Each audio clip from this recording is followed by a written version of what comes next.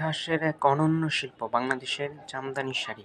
এটি নোয়াপাড়া জামদানি বেসিক শিল্পগড়ি এলাকার অফিসের সামনে, যেখানে প্রত্যেক সপ্তাহে প্রায় ৮০ থেকে ৯০ লাখ টাকার শাড়ি বিক্রি হয় এখানে।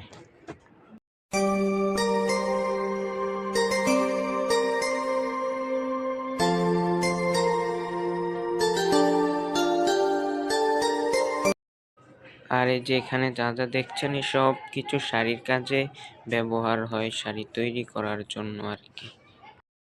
সো বন্ধুরা, এতক্ষণ তো দেখিয়েছি কোথায় শাড়ি বিক্রি হয়, হাট। তো এবার দেখাবো কিভাবে শাড়ি তৈরি হয়। এখানে ঠিক এভাবেই দুইজন দুই পাশে বসে কাজ করে প্রায় শাড়িগুলো পুনরায় তৈরি করে। তবে এক একটা শাড়ি এক এক সময়ে তৈরি হয়। যেগুলো একটু গর্জিয়াস শাড়ি সেগুলি অনেক দেরিতে, প্রায় ১-২ মাস লেগে যায়। আর যেগুলি কম দামি সেগুলি ১ সপ্তাহ সময় লাগে। আর যেগুলি অনেক দামি সেগুলো প্রায় অনেক দিন সময় লাগে।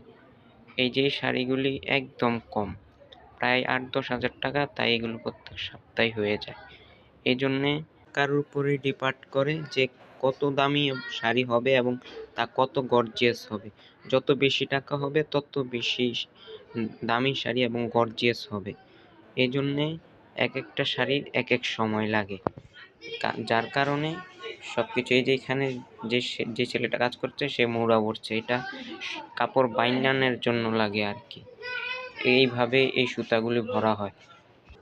আর দেখুন ছেলেটা কত সুন্দরভাবে কাজ করছে, কত ধৈর্যবান হলেই কাজটুকু করা যায় একবার ভেবে দেখুন তো। এতটুকু বয়সে কতটা ধৈর্যবান সে, তাকে দেখলেই বোঝা যায় না।